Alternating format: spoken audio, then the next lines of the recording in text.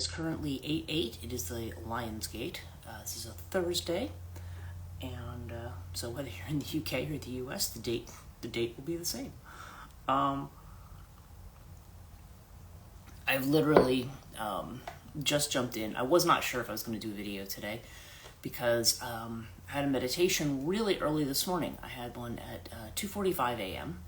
because I had this one in the UK. Obviously, I was here doing it on Zoom, but I woken up for Cosmic Classroom's Avebury meditation. And as I think I've mentioned, I've worked with Sue Coulson before. I've worked with her for a few years now, actually, because I think it was during COVID that I started participating in her Zoom meditations. And she is doing a live event at Avebury today, but of course, I'm not there. And, and it is what it is. I'm trying not to be... Oh, good morning, Sam. I was just talking about the fact that it's Lionsgate today, and the fact that I am extremely tired this morning because I got up at 2:45 a.m., which would have been, I think you're in the UK right now, so you would have been 7:45 a.m. for you, to go participate in the Avebury Lionsgate meditation with Cosmic Classroom. And it was nice. It was a really nice meditation. And Sue's theme this year was sovereignty. Okay, so the idea of the lions, because of the Lion's Gate, there's a lot of talk. There's always a focus on Regulus, which is the heart of the Leo constellation, the star Regulus.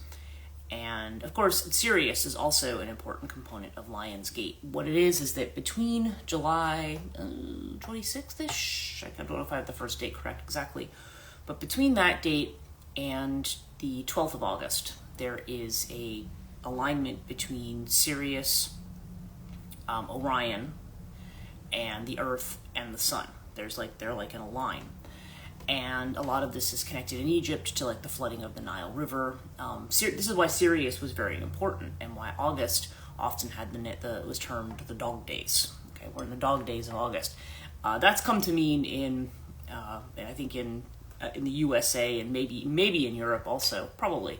The idea of the dog days indicates the hottest days of summer, because August is considered to be kind of a hot and sweaty, sultry kind of month.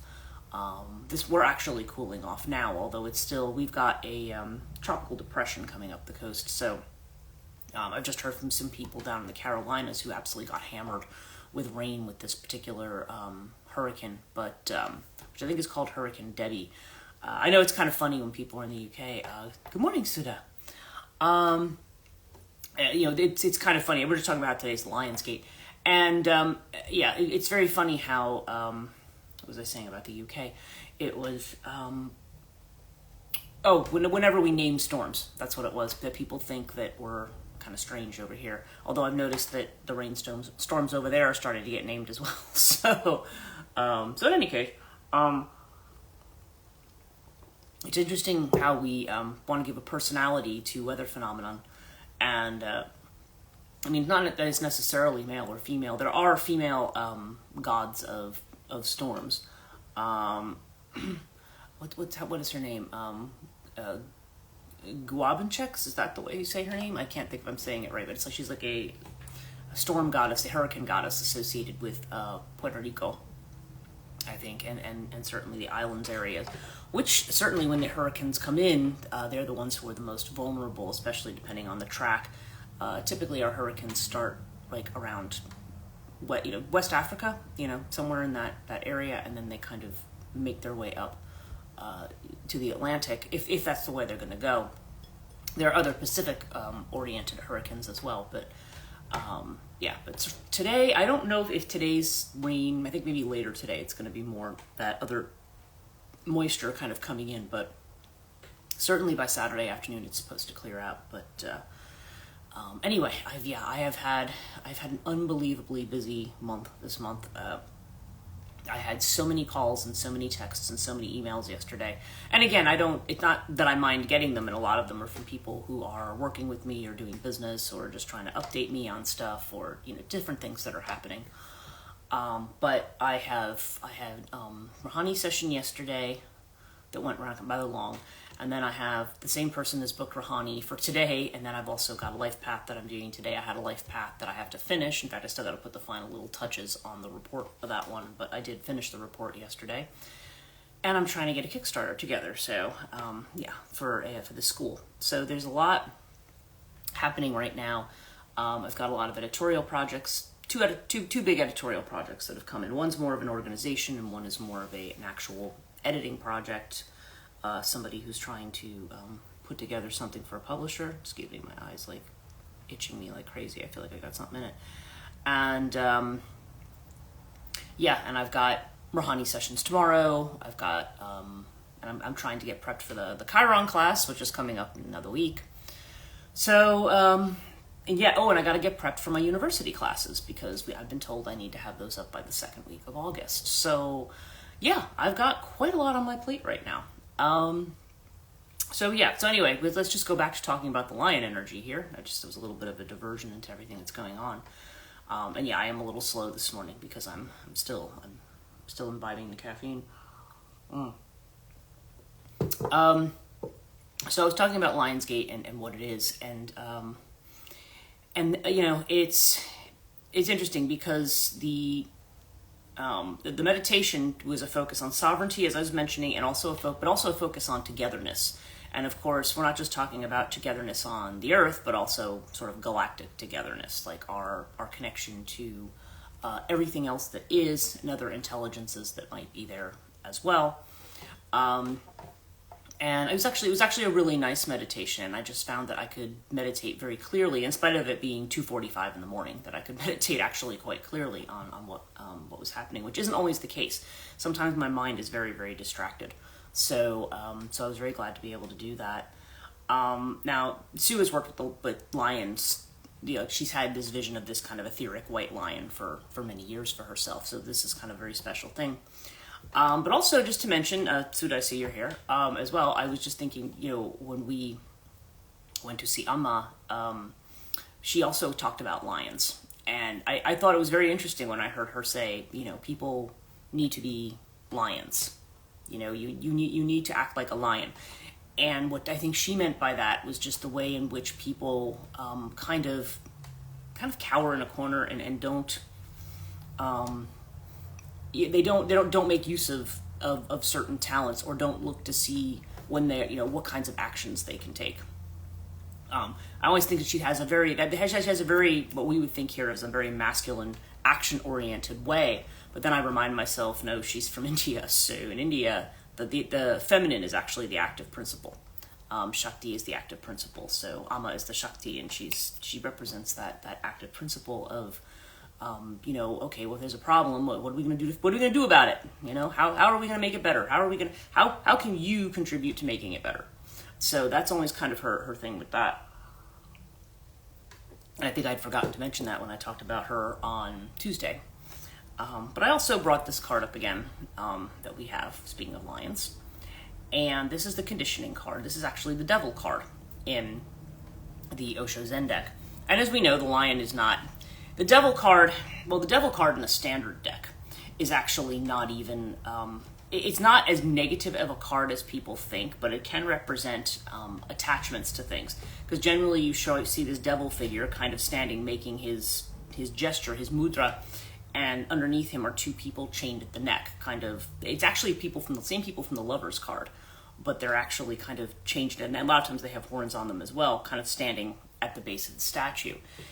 And really what the meaning of that card is, like, okay, the negative meaning of that card is that somebody who is too attached to where they are, too attached to position, too attached to money, too attached to a particular job. And generally the thing that they're attached to, it's not like, oh, this is a nice thing and I don't want to let go of it.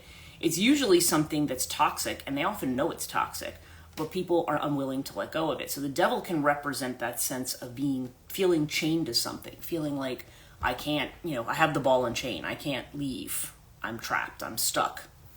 And that's often the energy of the devil.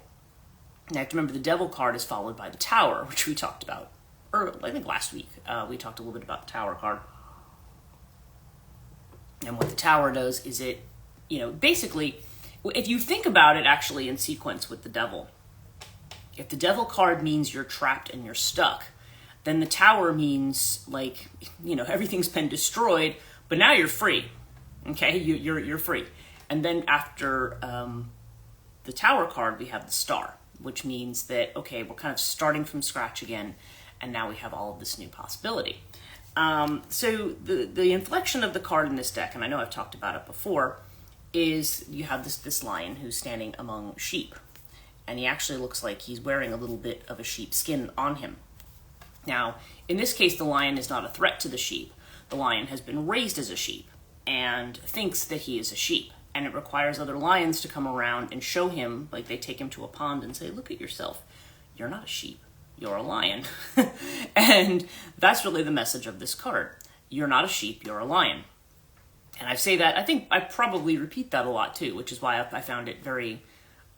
I kind of sat up and thought it was kind of interesting when Amma said something not exactly the same, but quite similar when I saw her. And I think it's certainly in the space that we're in right now, everybody's kind of called to be lions. And now, again, how do we think about that? I mean, lions roar very loudly, right? They can have a very loud voice. It can be the lion that we see in the Nietzschean kind of story that we have with the Ten of Swords in here that can roar out in anger, right? Can, you know, assert its independence, assert its, its voice as king of the jungle. Yes, Amma is incredible. Oh, you finally got to meet her. Did you finally get to meet her? It sounds like you did, and I think you had messaged me and said that you were going to go, so I definitely need to hear about that. If you want to message me after the live stream, you can talk. If you have certain things you want to say on this one, that's cool, but we can also message about it afterwards, too. I'm dying to hear how that went for you.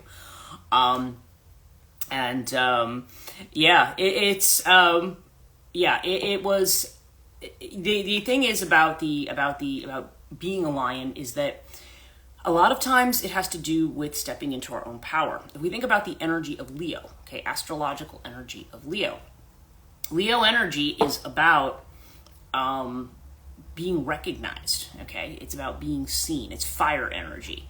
And Leo is somebody who's very visible. Leo is, the lion's considered to be the king of the jungle, right? Now, these are the, male lions. Female lions, too, lionesses are also very, very powerful. We always tend to forget in the cat kingdom that the females teach the males how to hunt. So there's an interesting, Shakti kind of a reference there. Like your power, the warrior power of the great lion comes from the female. It comes from the female who teaches him how to hunt. It reminds me of a time when I actually had several cats. At one point, where was I? Was I living in? I think I was living in Clinton at the time, and I had left my husband, and I had our 4 cats with me, and it was Ariel, Alyosha, Andromeda, and Autumn. Yes, they all had A names. And Autumn and Andromeda were the 2 females, and Ariel and Alyosha were the 2 boys. And I remember that there was a mouse that had gotten into the kitchen, right? And they were all kind of standing around this mouse, and the boys didn't know what to do with it. They were just kind of slapping at it like it was a bug. And the female cats went in and just went in and grabbed it. But then they put it down in front of the boys, almost like, all right, figure this out. This is what you're supposed to do. And they're both looking at each other like, they just didn't, and then of course the mouse went under my bed or something. I was like, great. But you have the females who teach the males how to hunt when we talk about the Lion Kingdom. And, good morning. Thank you for joining me. We're just talking about Lionsgate stuff since it's August the 8th. And so really the idea of Leo, the whole Leonine energy, is about being seen. It's about, it's an active energy, certainly. Fire energy is always active. It's about being assertive. It's about being out there. But if we look at the 5th house astrologically, the Leo house, it's also about play. It's about children. It's about love affairs. And because Leo often has this idea of togetherness, this idea of not only working with others, but playing with others. Recreation and sport is also an aspect of the 5th house. So there's a sovereignty to Leo, but it's also not about working alone. It's not about being on your own. And this idea of of being the lion. On the more negative extreme, we can look at that as people who become very arrogant and full of ego, right? When somebody's very egotistical, we can say, that they're too. We associate pride with the lion, right?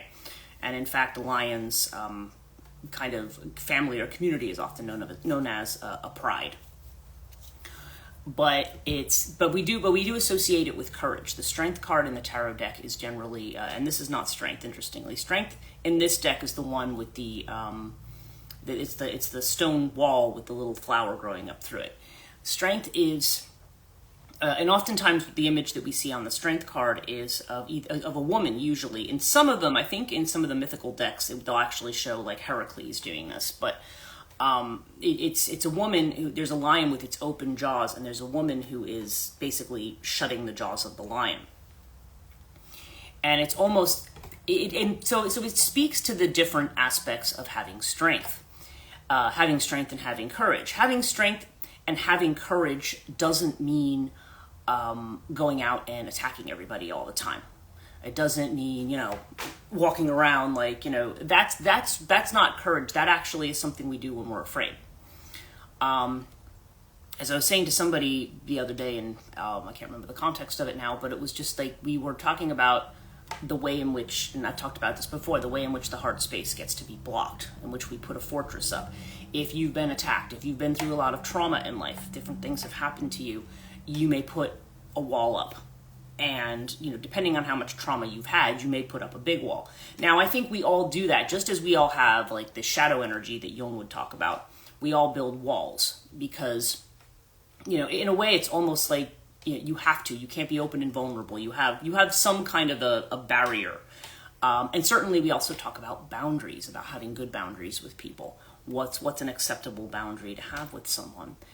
And, and boundaries are...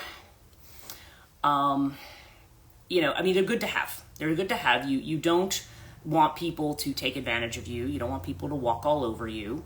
You don't want, you don't want to be, kicked to the side or bullied. We don't, those are all kind of negative things that we don't, that happen to us at some point in our lives. A lot of the wounding that we have tends to be around those kinds of things.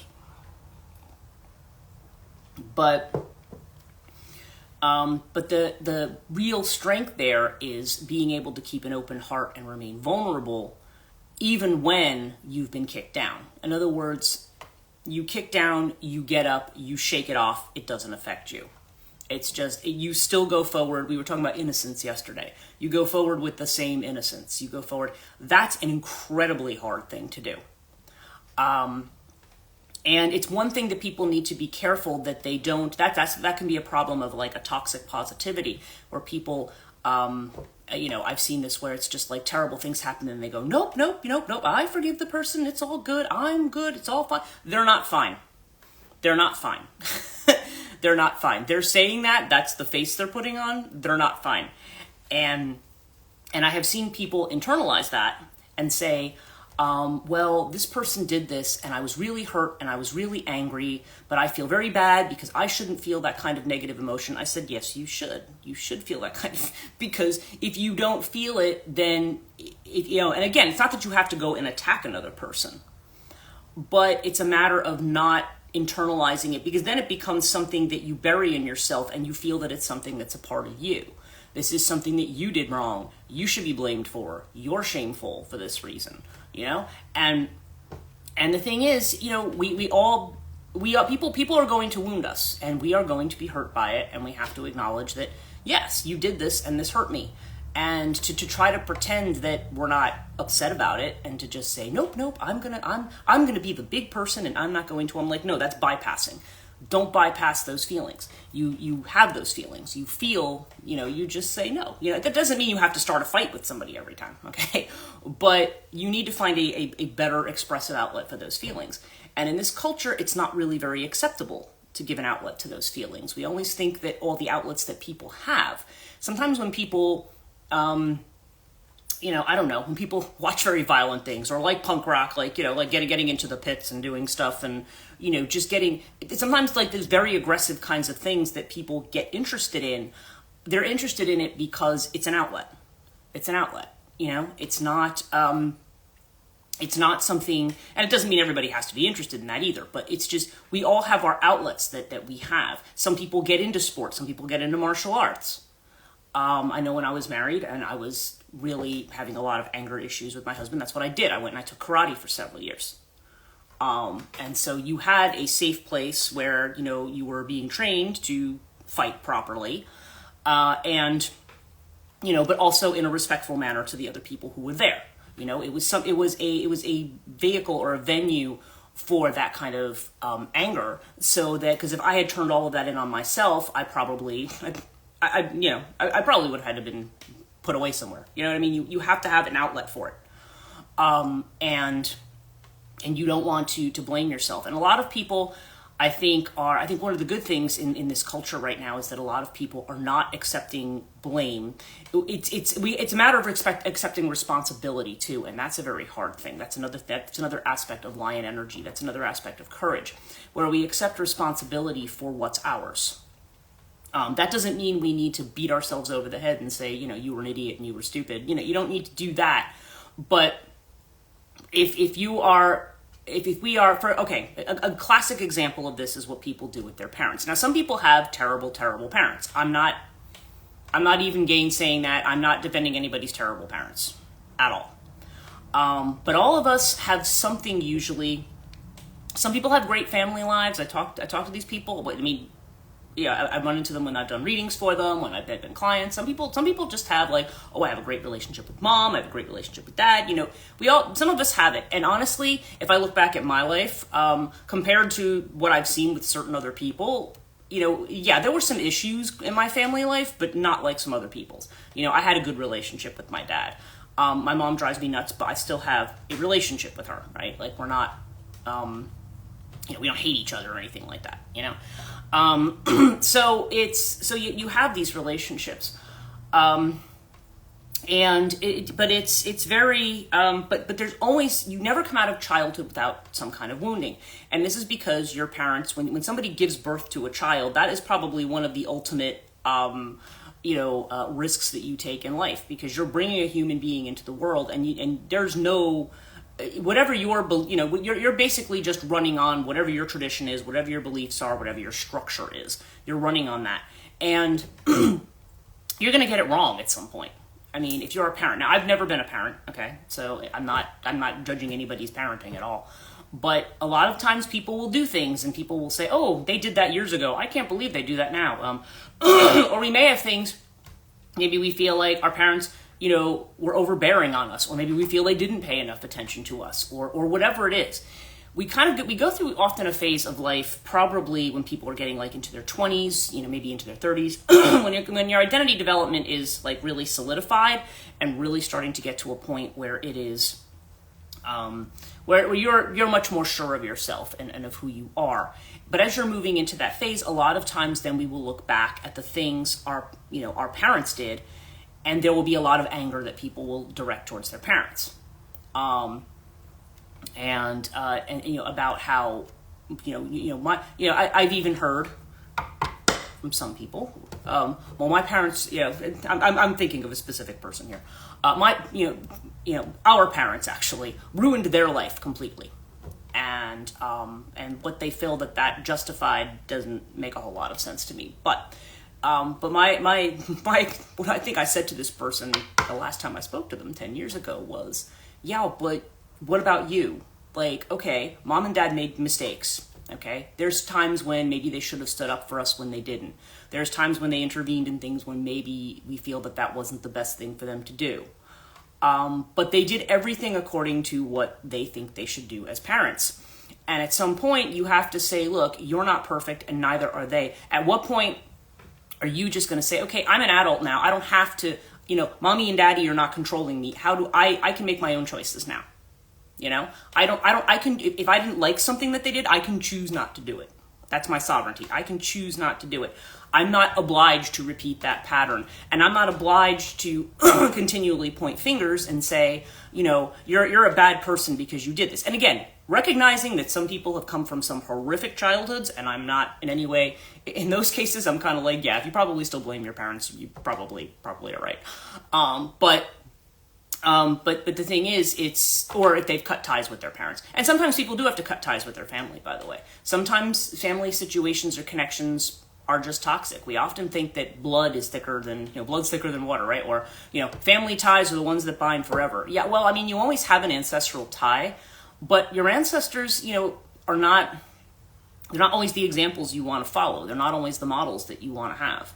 And sometimes I feel like there's a lot of people who are in this world and in this life or whatever because they need to break whatever those patterns are.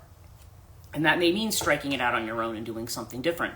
Or for some people, that may be starting a family away from the rest of their family. You know, there's different things that means for people. So anyway, I feel like this lion energy, a lot of it just has to do with the way in which we have courage to do what we want to do and the way in which we also take responsibility for ourselves. As adults, it's very easy to point to other people and say, my life is ruined because of that person. Like there's things I could point to that my parents did that say could have ruined my life, which they really didn't. I mean, I just looked at it and said, okay, yeah, this is not for me. I'm moving on from this. I could look at my ex-spouse, I should say, because I don't have a spouse currently, but at my ex-spouse, and I could have said, well, you know, he damaged me in relationships. He did a lot of stuff. Well, yeah, there was a lot of damage that was done there. But at some point, it's like, well, you know, maybe you should have married him at 22. You know what I mean? Like, it's just, it's kind of like, you know, and you did it, and okay, and you did it because you were following a cultural expectation of the time, and now and then after you got out of it, you were like, wow, yeah, that was not the thing to do. And yeah, it sidetracked a lot of things, it sidetracked a lot of plans, and a lot of times we can have regrets, we can feel very badly about things, but at some point, you just have to say, okay, well, that's the track my life took, and you have to let that's part of the letting go process, as you let go and you just say, okay, well, what am I doing now? And that was kind of the point. That was kind of Alma's point the other day. What are you doing now? What are you doing now? Don't stop worrying about what somebody did to you 10 years ago. What are you doing now? And you're aware of it. You know, you want to process the hurt. You want to go through it. But then where are you now? You know, that's kind of the thing. So I feel like the Leo energy, and again, it's getting back to that element of play. If we let all of the things of the past kind of weigh us down and make us feel that, you know, my life would be good if I wasn't carrying this around, well, then basically the energy there is like, well, then don't carry it around, you know? Drop it off. That was another Alma story where she was talking about the man standing on a train carrying a suitcase on his head, and he looked like he was crying in pain, and somebody said, what's the matter with you? And he says, I'm carrying this heavy weight. And it's like, well, put it down. It's like, you're still on the train, you're still taking up space, like, put it down. You don't need to carry it on your head. Carrying it on your head doesn't take the weight off of it. That was one of the things she was saying. It's like, just put it down. Put it down, go through it. Yeah, yes, Paul, put it down. Yeah. Why are you holding this? It's definitely not a, it's the way in which we often carry things, and I think part of it too, because we've been seeing a lot about freedom and about understanding, and at least part of sovereignty is recognizing that we don't have to carry certain things. You know, it's, they affect us, and kind of, because, in the same way that, like I said, if you stick your hand in a fire and you get burned, that doesn't mean all fire is bad, you know? We may have certain things or certain triggers that make it hard. But we also don't, we have to know the things that we have to adapt to and work around, and it's going to be different for everybody. For me, I mean, people can tell me, that you can get over your fear of heights by jumping out of a plane. No, I can't. I'm just not, funny enough, I don't mind being on an airplane. Some people would have a hard time with that, but there's some things that people think like, well, just get into it and that'll fix it. I had an uncle like that. It was like the Navy, like, they drop you in the ocean and you figure out how to swim. And sometimes people are in those kinds of situations, and sometimes people can adapt to those situations, but I don't think trauma adaptation is the way to do things. Sometimes it just actually makes the trauma even worse. So, Yeah, but anyway, but it's really the courage to kind of face things as they are, to face, what are we realistically carrying, and or maybe even blaming others for. And of course, again, that doesn't mean not blaming others doesn't mean that you have to now start blaming yourself or feeling guilty, because guilt is another big one. Guilt is another big factor. We carry it around like we need to be ashamed and hang our head and wear sackcloth and ashes or something. And it's like, look, everybody makes mistakes. It's one of the dream cards. I know I've shown one. It's the wounding card. Everybody, to be alive is to be wounded, and to be wounded by others. So, yeah, so I don't know. Anyway, just kind of an interesting discussion of lion energy. And now as I'm doing the reading, they're reminding me of another aspect of lion energy right here. And that is our center card, which is playfulness. Because the other thing about Leo energy is that it's playful. It's gregarious, it's extroverted, it's outgoing. Okay, it's very friendly, and it's participatory. It's working with others. Like I said, it's a house of children. So for some people, it is having a family or having children. Like I said, it has to do with sport and recreation. So it has to do with enjoying yourself. Like the message of the Leo, like if I pull the Black Moon card, the first thing that they say about Leo is, when it comes up, expect to be centered and be recognized. And also, it's a time to celebrate and to be happy. Okay, it's a very celebratory kind of an energy. But it also requires us to take responsibility and to be courageous about things. So there's a reminder here of playfulness. That's at the center here. Yeah, and we have this outsider card is what we have in there. Like, I can't participate. I'm not good enough. I'm on the outside. I've been rejected. It's that same script that we have, this Five of Pentacles script that says, you want to play, but somehow you're outside. And so then we have the external feeling of which we are aware, is the compromise card. The way in which we compromise ourselves to not feel this. We feel like we have to be something that other people don't want us to be, because or we talk to people that we don't like or don't want to talk to, or people who we know are toxic for us. Because, I really do have to keep a connection with this person because of X and Y. I think I heard this conversation from somebody the other day, and this person and I both agreed that the person who said that was probably not correct. You are not obliged for certain things. One thing people oftentimes do is they'll say, well, I'm just doing this for my children. That's like, I'm staying in this bad marriage because of the children. No, actually, that's not a good thing to do. You don't want to stay in a relationship that is, because then you're teaching your kids that no matter how bad it is, you really can't leave, or you shouldn't leave, and that's not a good lesson. Because you want to teach people that they have choices and that they can be free, right? So this is saying, don't compromise, don't believe this, and don't compromise. Okay, you need to be who you are. Play the way you want to play. Okay, the advice card is the Ace of Cups. Go with the flow. Okay, and that's really the tenor of it. Go with the flow. The tenor of dealing of not living in the past. Like Amma had said the other day, she had mentioned, and this is kind of mixing in with this because of her lion comment right now. I know I talk more about this on Tuesday, but when she says, I just thought it was just very stark. The past is a corpse. Stop. It's like somebody, when somebody dies, somebody just hanging onto the corpse and refusing to let it go, and it's like, let it go. Yeah, you can't. It's a corpse. Bury it, burn it, whatever you're gonna do. Just get rid of it. I mean, you don't. If it's a corpse, it has no life in it. It's just a shell of what was there before. But a lot of times we hang on to those things because we feel that somehow that's tied up in our identity. But like anything else, like there's aspects of our identity that we shed as we get older. You're not going to be. There's going to be some core part of you that maybe doesn't change, but really, our identities and everything change as we get older. Okay, so go with the flow. And again, it's the Ace of Cups energy. So this is about, again, that's about heart opening. It's about emotions, getting into that space where you are opening yourself up to other people, where you're allowing that vulnerability that is actual strength. And the outcome, Ten of Pentacles. We are the world, right? And I was just talking about this theme of togetherness, and what do we have here? You've got this world in the middle with all these people around it that are connected. And that's kind of the idea here. It's like, you're not an outsider. The outsider script, we all have moments where we feel rejected, where we wanted to do something and maybe either we didn't get our way. We talk about people who can be very cliquey, that usually starts in middle school, but where there's who's the popular group, and who are the ones that everybody beats up, and who's the ones that was certainly there's a certain grouping thing that we just kind of tend to do. It's almost a very tribal thing that we seem to do as human beings that we haven't really quite let go.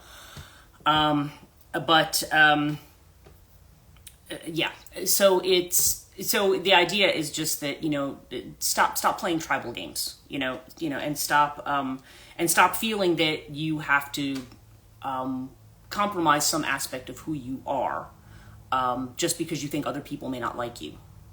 I mean, that's to me, that's a very clear message here between the 5 and the 6 of Pentacles. It's like, don't, you're here to play. You're here to play, with others. You're here to play, and so go with the flow. And if you find you're in a space where you're saying, I really needed this today. I feel pushed out of communities lately. Oh, yeah. And you know what? And it's funny because somebody else and I were talking about this the other day. And honestly, what I've said was when you feel pushed out by a certain group, it's like, it's good. I always feel like it's a good idea to kind of sit and remember who are the people who have your back, who are the people who are interested in you and in what you're doing. Sometimes if you feel like nobody likes you, sometimes it's just good to kind of make the list. Like, who is there? Who in your family? Who in, your partner, or who among your friend group, or among the people who might follow you on social media and stuff. Yes, exactly. Yeah. You'll find your people, Sam. Yep. And, and you guys probably got some of your people here too. It's like, yeah, everybody's doing their work. You're doing, and, I've seen some of the work you're doing. You're doing great work out there. I mean, you're doing something that other people are not doing, which I think is awesome. And, and so, yeah, you keep doing what feels right. And if other people you think are like, or judgy or whatever, well, then they're not the people you're speaking to. That's kind of it. I've gotten that way after a while. Like, there was a time when it used to really bother me if people criticized me for what I did, or tried to do certain things, and I just felt like if there were people who were and I just, after a while, I was just like, okay, well, if you don't like what I'm doing, then especially my free content, if people are like, oh, I think this is stupid, you said this, and I'm like, well, then don't watch it. It's that simple. Don't watch it. Don't watch it. It's not your thing. Okay. Nobody's putting a gun to your head and saying you must watch this or you must pay me $1 million to watch this. I mean, you're not paying for it; it's free.